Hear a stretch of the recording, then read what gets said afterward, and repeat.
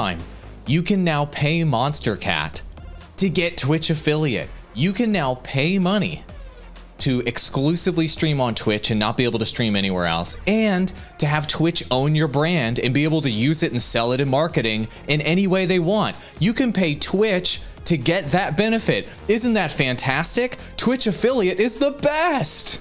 Is it though? All in this episode of the Digital Drop Podcast. It's a trap. This podcast is sponsored by Restream. Why live stream to one platform when you can simultaneously live stream to every platform to discover new audiences faster using Restream.io right now? Hey, AWOL, I've got a hypothetical for you here. Let's say that you're a college student and you finally get that internship in the field of your dreams. So you go in to sign the papers and they say, okay, well, number one, this is an unpaid internship. Okay. Also, we get to use your likeness in the future for whatever we want.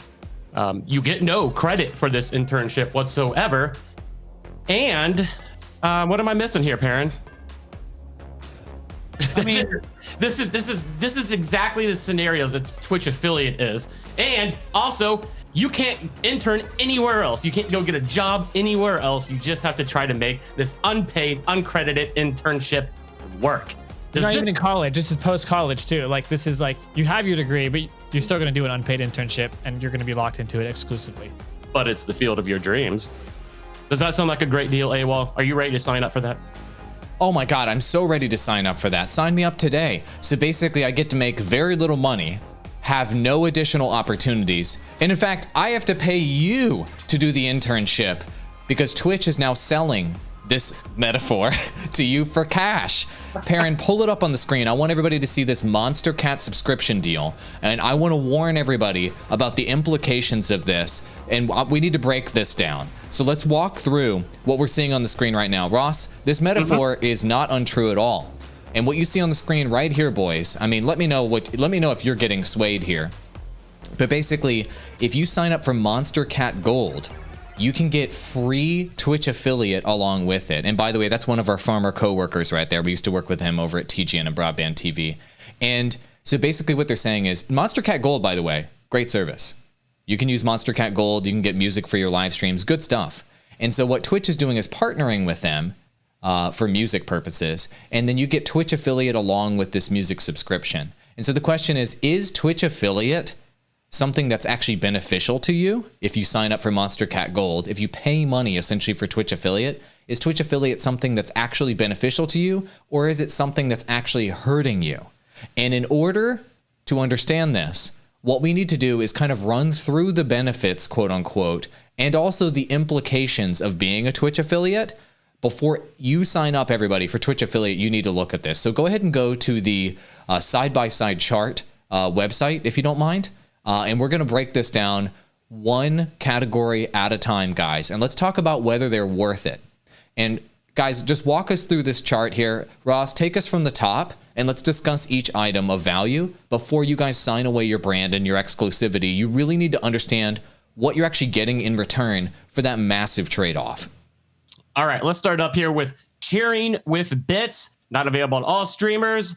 Yes, no custom cheer modes or bits. I thought that said badgers at first. That's badges. I was like, okay, that's different. Yes, with custom cheer mates or bits badges with subscriptions. You get one sub emote and you one at a time. One at a time. Okay. So we need to talk about cheering with bits. So people think that bits are good and that this is something that you want on your channel. Perrin, do you think that bits are good? Do you think that this is something that, as a small streamer, you're sacrificing essentially your exclusivity? You have to be exclusively streaming on Twitch. You can't restream. And they now own your brand, and they can use it any way they want. Is it worth exchanging something like that for the ability to get Twitch bits when you are an affiliate, somebody with a very small audience? What's your opinion on that? No, it's not worth it. It's not worth it at all. It's not even close to being worth it. You know, as a small creator, you are not going to make any money pretty much off of bits. And the money that you do make will be negligible. It's not going to be a lot.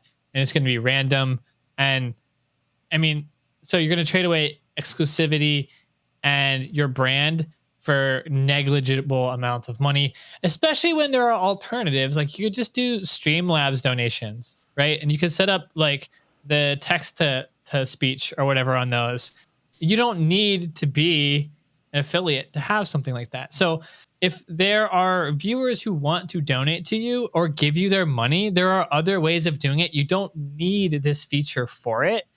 But even if you do have it, I mean, bits are not a commonly used mechanic, especially for small to medium sized creators. They're just not, and you're not going to make any money off of it. So it looks like, I know a lot of the reason creators you're getting into this is like, oh, I can start making money here, but in the beginning, the money is so negligible that you're signing away too much for it. So I don't think this is worth it at all. I agree. And also you have to keep in mind how much that Twitch takes. 50 to 70% of your revenue, generally speaking, with subs. And with bits, the whole reason that, we'll talk about subs in a moment, but with bits, the whole reason that it exists is that they convert real money that you could be making through direct donations that would be going to you, and you'd be getting like 97, 98% of the money if you were doing direct donations.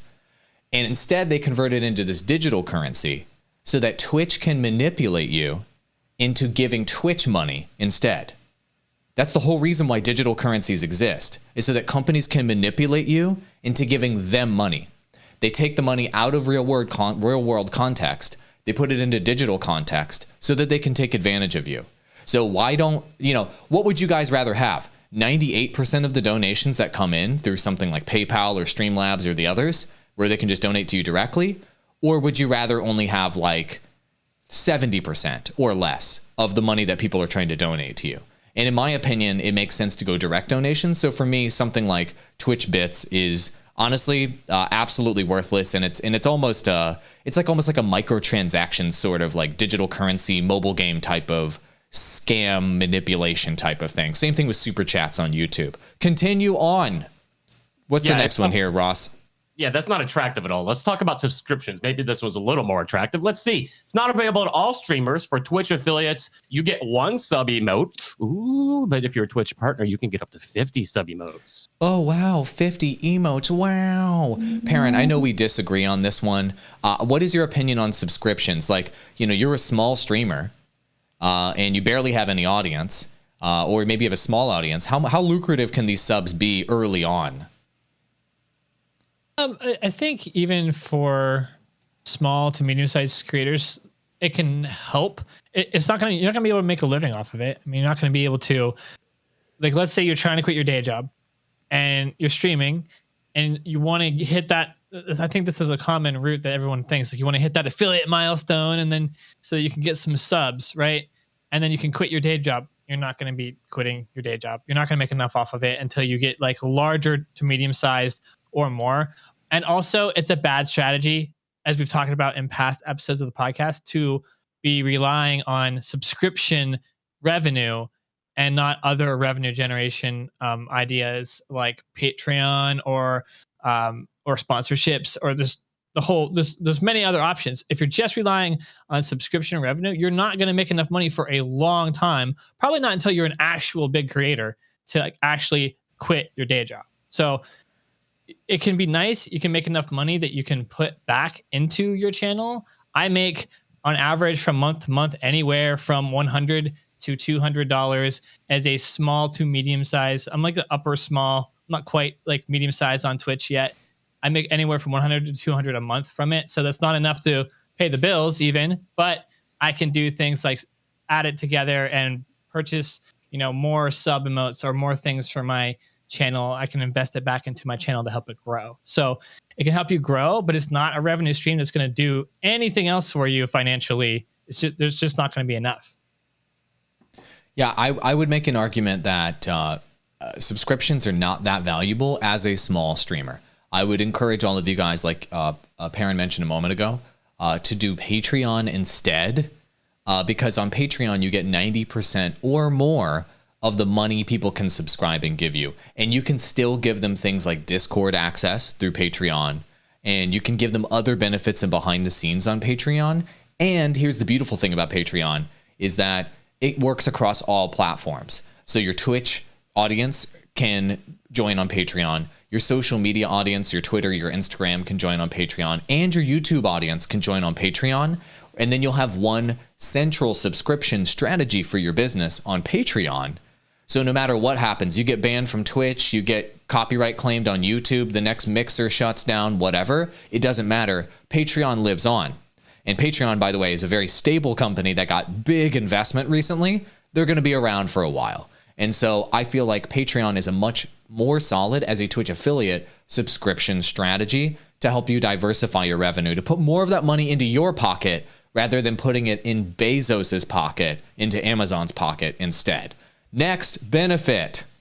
Game sales, not available to all streamers. It is available if you're a Twitch affiliate, and premium features are coming soon if you are a Twitch partner. Now, explain what these game sales are, because off first look, I don't know what it is. I'm assuming that like if you're playing a game and people click on a link and buy it, you get like a percentage.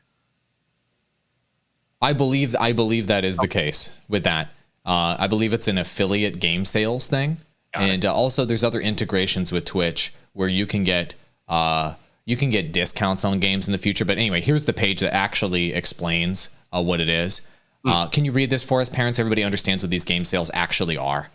So I'll read the text on the screen for you all. Affiliates can also earn revenue from the sale of games or in-game items on Twitch.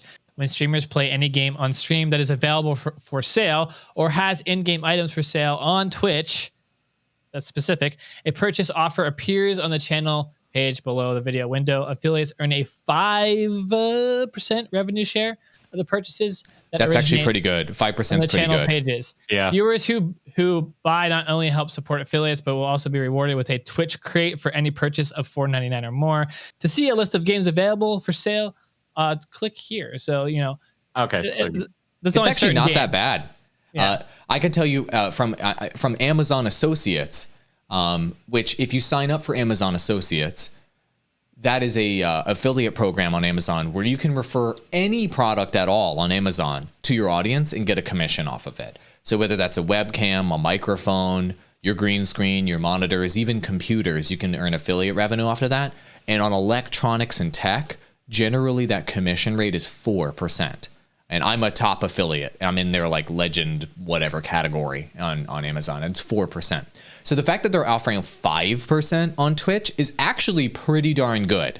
So I would say that this is a pretty good benefit. But once again, as an affiliate, somebody who has a relatively small audience, you probably are not going to be generating a lot of sales through this. So it's probably going to generate like a negligible amount of income. Until your Twitch channel goes at scale to tens of thousands or at least thousands of concurrents, you're probably not going to see a significant amount of revenue coming in from this. So let's take a look at the next benefit here.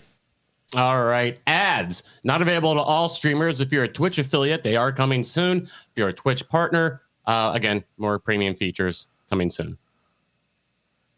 Yikes. This is an older chart. Ross, I want to know what you think real quick before we ask Perrin what he thinks. Ross, have you ever clicked away from a Twitch stream, Ross, when an ad popped up, the unskippable pre-roll ad? Literally never. I usually, if I'm watching on my phone, I'll put my phone down and go do something for 15 seconds, or literally just exit the stream completely, not even continue watching. Wow. Hold on. Wow. You dropped that hard. How about you, Perrin? Like, do you ever bounce from a stream just from impatience of an unskippable ad? Not when I first get not the pre-roll ad, the first one you go to a stream that you have to watch. I won't with that one. If I'm watching a stream and ads come up right at a moment where I was like interested and engaged, I will close the stream then at that point. So that's about the only time I'll do it. I don't mind watching ads, but I'm a marketer and I understand advertising to me makes the world go around. So I'm like okay with it.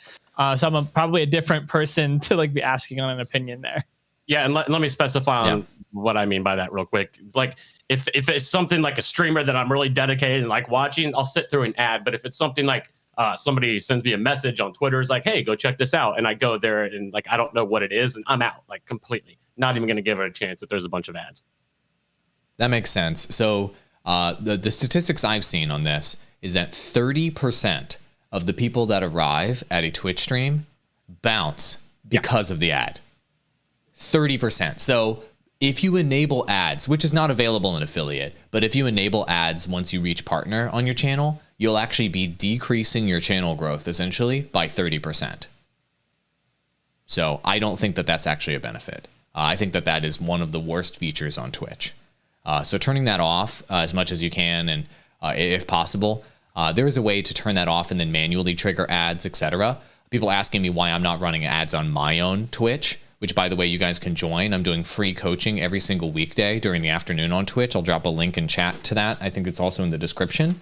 They were like, why aren't you running ads? I'm like, well, because I don't want 30% of the people joining my stream to bounce. That is a terrible strategy. That is like, so I don't think that Twitch ads are good, and Twitch has been struggling. There's my stream on screen there. But Twitch has been struggling to make money. Ads is one of the primary ways that they make money, and their ad experience is really bad in comparison to something like YouTube, which provides you with skippable ads, where you can, engage in the ad if you're going to engage in it, and you can, skip it if you think it's trash.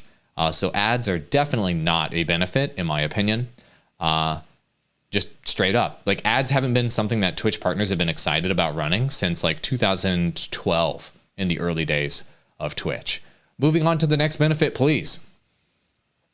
Let's pull it up. Can you pull that up? That's it. Oh, I know. Video. Sorry, there's some video tools. Keep in mind, this chart may be about a year outdated, so I'm not even sure if ads are like a affiliate thing or not. They might not. It doesn't matter. They're terrible. Like, the whole point, like, it doesn't. Your audience is so small when you're an affiliate that running ads is going to make you like 10 cents. Like, it just is. And you're just like, do you want to decrease the growth on your Twitch avenue for like 10 to 25 cents?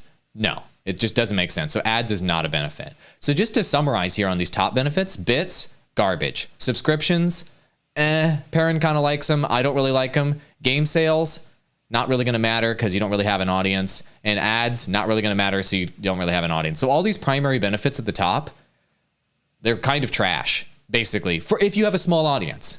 If you have a larger audience, then it can become a different consideration. So let's look at the video tools below and see if any of these are making it worth paying money to give up your to give up the rights to your brand and exclusivity. So hit me with the next one, man. All right, Transcode. It's available to all streamers.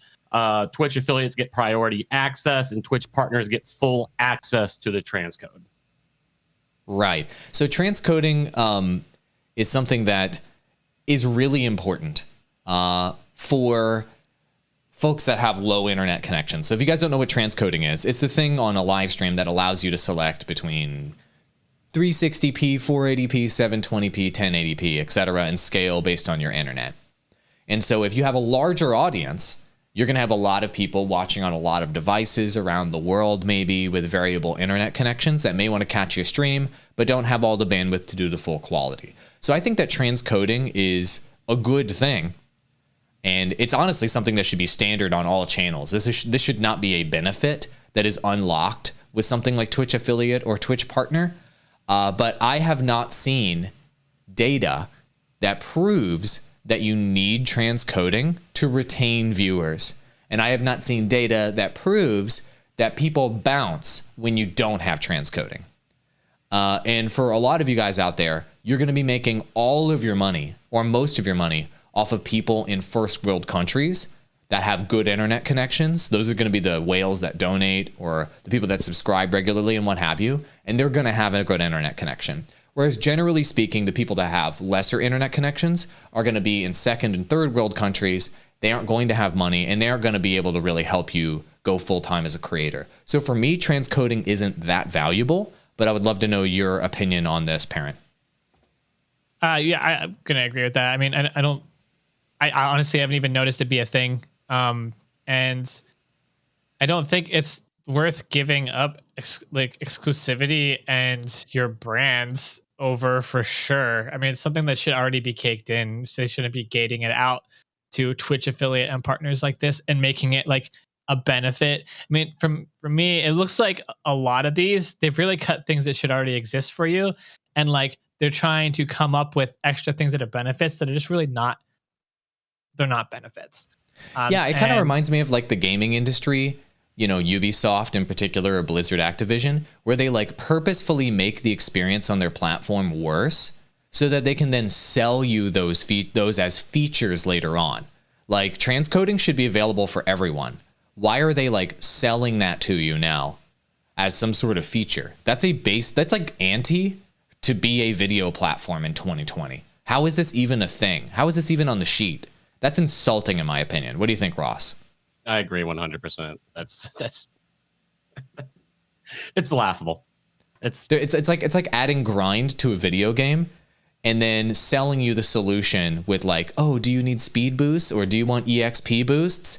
It's Great. just like that. Twitch is being a scummy company with something like gating transcoding. And maybe this is something that obviously it costs them a lot of money to transcode a lot of empty 0 viewer streams. That is true. That makes sense. And so by not releasing transcoding to everybody, they're probably saving millions of dollars per year. And frankly, there's probably 10 million streams or more on Twitch that are obviously a huge loss for Twitch. So this is a money saving measure for them. So from a business standpoint, it makes sense. From a industry standard standpoint, they're way behind. They are in the Stone Ages in terms of having transcoding available. This is like, gating the ability to add custom thumbnails or something on YouTube. It's just so ancient. Moving on to the next feature. VOD storage, available to all streamers and Twitch affiliates for 14 days. If you're a Twitch partner, you get it for 60 days. Perrin, did you just poop your pants with value right there? Like, how do you feel? I don't want any VOD storage because then I don't have to worry about getting DMCA claimed. So like, I don't want VOD storage. Get it, go away. Like, because now we have this issue with the DMCA claims, and even if you delete your videos, they're not actually deleted, and they can still be DMCA struck. So if you've got 60 days of storage versus 14 days of storage, you're actually kind of screwed more than the 14 days. So I'd say this is the only one that's actually kind of a decent deal.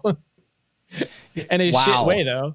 It's such a terrible risk to have videos on Twitch that it's actually a benefit not to become a partner. That's really bad. So VODs are not viable as a growth tool on Twitch, but sometimes VODs get virally shared on Reddit, and sometimes they get listed in the directory, so there is some discovery there. And I guess one minor benefit you could argue for when it comes to VODs is if you don't have any content on your Twitch channel, people have, if they're looking to check something out about you when you're not live, just to see what you're like before maybe following, maybe they saw you in a YouTube video or something like that, then they have almost nothing to go off of. So for example, Ashroll is showing his Twitch channel right now. You guys should follow him. Ashroll, he's partnered on Twitch. And he's got a couple videos up on his channel. So if anybody wanted to go there and actually see what his streams are all about, take a actual sample of the content, having VODs unlocked and having at least some amount of storage is some sort of benefit. The fact that they get deleted after a certain amount of time, though, is preposterous because they actually keep these VODs on a public server that you can access, that the recording industry accesses to DMCA strike you. And so they just make it unavailable to your viewers and unavailable to you, even if they're deleted, but they're available to the recording industry for the recording industry to strike your channel and to destroy your streaming career. So how does that sound? I mean, I'm not even so sure this is even a thing because, and I know I'm partnered, but I don't lose my videos after 60 days. I had videos there from years and years and years and years ago. So I'm not even sure this is a thing anymore. Honestly. It is a thing. So I think the replays of your streams, I believe, disappear after this amount of time. But if you actually upload a video manually, it stays. And also their whole VOD system is completely jacked. I had ones on there from 8 years ago too, and then they randomly disappeared one day without me doing anything about it. So this whole VOD storage system is just completely glitched, as Twitch's tech is really has been really glitchy and inferior for a long time, right? It doesn't look like it's going to be improved anytime soon. Twitch has never been a VOD platform, really. I mean, the best is some clips that get shared virally shortly after they happen and almost like a Twitter type way. And then they're dead after that. So I wouldn't be going into Twitch thinking, oh, I'm going to really need these VOD features and they're going to really help me succeed. Because I mean, the chances are they're not really going to do much, if anything at all for you. And there's very little chance in the future that they're going to be any better at all. Exactly. Ross, hit us with the next quote unquote feature of affiliate. Ooh, you're not even going to need Christmas after hearing this one. Stream delay. All streamers, Ooh, stream delay. all Wow. streamers, no stream delay option for Twitch affiliates. But if you are a Twitch partner, that stream delay can be up to 15 minutes. Get out of town with this value. Wow, Ross. I mean, on a scale of best ever to just your head exploded, how valuable is that in 2020? This is an IGN 6.5 out of 10. IGN 6.5 out of 10. Parent, how much value is that today? I don't really see like any. There's like maybe a 2% value. I don't. There's not much. It's stream delay. That should be a feature that we should already have. That should be a feature that everybody has. I don't understand why that's gated out. That doesn't make any sense. Well, to me, it doesn't make any sense because stream delay is available in every broadcasting software. Streamlabs, OBS, XSplit, OBS.live, all of the softwares, literally all of them, Wirecast, they all have stream delay built into the actual broadcasting software itself. That's been an industry standard for like 8 years. So Twitch adding delay on their platform is nothing. It's a nothing burger feature. It's saying, hey, here's something you already have. You want to unlock it? It makes no sense. It's just some empty piece of trash on a marketing spread on a marketing pitch sheet to make you feel like you're getting value.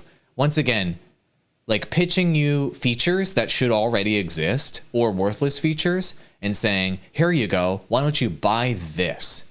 It's like selling somebody a car today and saying, this car has power steering and power windows. Every car has power steering and power windows in 2020. That's not a sales feature anymore. And so car companies don't talk about that anymore. So why is Twitch talking about that? Anyway, moving on to the next thing. Reruns and premieres rebroadcast past content and show off those new videos to your audience. Not available to all streamers, but it is available to Twitch affiliates and Twitch partners. Reruns. I've seen reruns work for niches where people are completely dominating. So, for example, esports events, reruns of esports events seem to be engaging, and those seem to work. But none of you guys are running esports organizations probably, and if you are, you already know this. And I've seen in the Warcraft 3 niche, Grubby in particular, he's like the guy in Warcraft 3. He will rerun his streams, and his reruns will get like 800 to 900 concurrents and be super engaged. However, if you're not already dominating a category, or you're doing like esports level content, I have a hard time seeing things like reruns actually being a benefit that helps you grow your audience and helps you engage your audience in any meaningful way. What are your thoughts on that, Perrin? Yeah, I mean, I don't really think premieres, reruns, rebroadcasts work unless you're already a big streamer. I mean, we don't really see anyone do this successfully except for the big streamers. So I don't really have, like, when you're small and you rebroadcast, the only reason why anybody would ever watch you is suddenly gone. The only reason this works for larger streamers is because they already have a huge audience. And if some people miss that content, they might be watching it then, but most likely they would prefer to watch it live. When you don't have a huge audience who isn't, missing your content and you're trying to be discovered, you don't want people to discover you when you're not live. That's a huge turnoff, and they will never come back. Like when they see, oh, you're not live right now and I can't engage with you. This is the only reason I came. I'm out to never return ever again. I actually think it's really harmful to you as a brand and a creator to do rebroadcasting really early on. It's not good for you. You'll alienate people permanently, and you don't want to be doing that when you're trying to pick them up and entice them to stay. So I would highly recommend not doing this. And for this to be listed as a feature, it's again another marketing tactic to just put another notch on the list to make it look like it's valuable, but when it's not valuable. That makes sense. And then premieres, a lot of people are wondering, what is a premiere? A premiere is where you show a piece of content to an audience for the first time. You can premiere it as something like it's like a live experience for a video, similar to a YouTube premiere. I think Facebook has something like this. In my experience, premiering content, unless you have a channel that has like a very high average views per video and each piece of content is highly edited and is really special, Doing something like premieres doesn't make any sense. So I would say that's not a benefit. So, I mean, let's go down the list here from the top to bottom. We said cheering with bits, garbage. Subscriptions when you're affiliate, it's debatable. It's maybe okay. You can make a little bit of money, maybe a couple $100 a month if you're lucky. So that's okay. Game sales, you aren't really going to make any money on that. So that's kind of garbage. Ads are bad. You don't even want ads. So get those out of here. Transcoding, give me a freaking break. VOD storage, come on. Stream delay, what the fuck? Reruns and premieres, trash, garbage. So the only benefit that we can see here is maybe sorta having subs is kind of valuable in exchange for being completely exclusive to Twitch from a streaming standpoint and giving up the rights to your brand to Twitch. Guys, overall, thumbs up or thumbs down? Is this list worth it for those massive trade-offs for people that are trying to build their online businesses? When I look at, go ahead, Ben. I was gonna say it's not even close. It's a scam. It seems like a scam. Like we're gonna lock you into a contract. You can't, so that you won't go to any of our competitors, and yeah, you won't be successful here. Like, and you won't get discovered because we don't have an algorithm, but we will milk a little bit of money out of you, and that's worth it to us. Aren't you getting a great deal? Man, that's just, oh, it's a scam. It's a scam. Wow. Yeah. Perrin gave it scam. So he didn't do thumbs up or thumbs down. He gave it scam. So how about you, Ross? What do you think? This to me, this is preying as in PREYING, preying on ignorance. And I don't mean ignorance as in people are ignorant in a bad way. When you don't know something, you don't know. A lot of people don't take the time. And this is 100% feels like, well, let's throw all of these things that look good onto a paper, make a little bit of money, completely have control over everybody's essentially quote unquote career or hobby or whatever it may be. It's a little disgusting, to be honest. I see zero benefit whatsoever in this for any streamer that's more than likely watching this podcast. Obviously, if you're a major streamer, some of this stuff can come in handy, but they're not. You guys aren't watching this podcast. This is for people, starting off, just getting into it.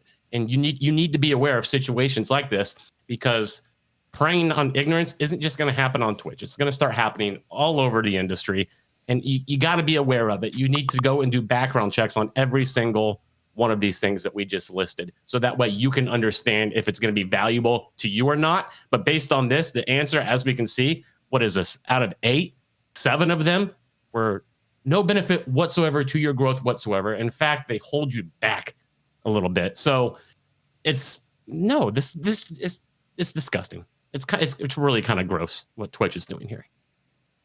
I agree. I'm not going to say the name of the company, but I've worked for a company in the past that did marketing like this, and they listed things that were not actually beneficial to their clients in this sort of way. And it was to take advantage of ignorance. And I think a lot of people that are growing as creators, they don't want to grow alone, and they want to feel like the platform that they're on has their back. And so I think there's like this implicit value that people put in something like Twitch affiliate, where they think that by becoming an affiliate, that's going to make Twitch care about them more. I think they kind of think that that's the case. And I think Twitch sort of markets it in that way too. Like, we're going to have a deal, and we're like, you come into the inner circle here. And when you become a Twitch partner, come into the inner circle. And there's these other benefits that are listed out there. Like, you're going to get priority support and what have you. There are other benefits too. And I just want everybody out there who's watching right now to know these companies don't care at all about you. They don't care at all. If you got hit by a bus, they wouldn't care at all. If your channel just gets deleted tomorrow and 100 other channels get deleted tomorrow, they don't care at all. Does that hit the spreadsheet? Does that decrease their revenue by millions? Then they don't care. And so there may be individual people at Twitch that are good people and actually care about creators. But just keep in mind, those people that care about creators are not decision makers. Because decision makers at a company like Twitch like this, that are at the very, very top of the hierarchy, They got there because they don't care about the client, because they only care about the business and they only care about growing the revenue. That's how you climb up in a megacorp like this. Trust me, I know. I've been inside of megacorps and I've worked with megacorps. In fact, I've worked with Twitch's executive team. Back in the day, the sorts of people in a startup phase in Twitch that they had on board during that time, those are the sort of people that cared about the clients, they cared about community building, and they invested in those sorts of things early. But once their platform became so big like it is today, they literally cannot even invest the amount of resources that are required to service all 10 million clients essentially that are streaming on their platform. It's literally impossible. So the only move that they have now is to flip off the switch in their brain about caring about you, because they literally don't have enough money and enough manpower and enough technology and enough resources to care about you. So don't think for a second that Twitch cares. They don't care at all, and they never will ever again now that they are this size. And as long as you keep that in mind, then you can make better decisions. And that's why we recommend that you restream. We're obviously recommending do not sign up for Twitch affiliate. And we recommend that you restream on multiple platforms at the same time. And Ross, if you could drop that link in chat. Yep. When you stream, I mean, there's empirical evidence that shows that restreaming grows your presence online. I mean, Perrin can attest to that as a Twitch streamer. So tell us a little bit about that. Yeah, so I mean, I grow on Twitch by using Restream, not because I'm getting tons of traction on Twitch, but because I'm restreaming to multiple different avenues at the same time. I'm getting growth on all of them. And some of my viewers from Facebook come to Twitch. Some of my viewers from YouTube go to Twitch, or some of my viewers from Facebook go to YouTube. It gives my viewers the opportunity to pick the platform they like the most. Now, a lot of viewers do like coming to Twitch, but I'm not getting a ton of growth to Twitch going to other places. So if I were just streaming to Twitch, I wouldn't have 30 average concurrents right now. I probably have like 3 or 5. I'd be a lot worse off. So Restream allowed me to increase the growth exponentially. It also allowed me to not put all of my eggs in one basket and like grind out Twitch on a shit Twitch affiliate deal for 10 years and still be nowhere. Like, save yourself some time and stream to multiple platforms simultaneously to accelerate the growth, and also to just figure out where your traction is going to be. And then you can just follow that. It's nice. It's a nice strategy. I think you'll like it more as a creator. You won't have to worry about the ups and downs of one single platform.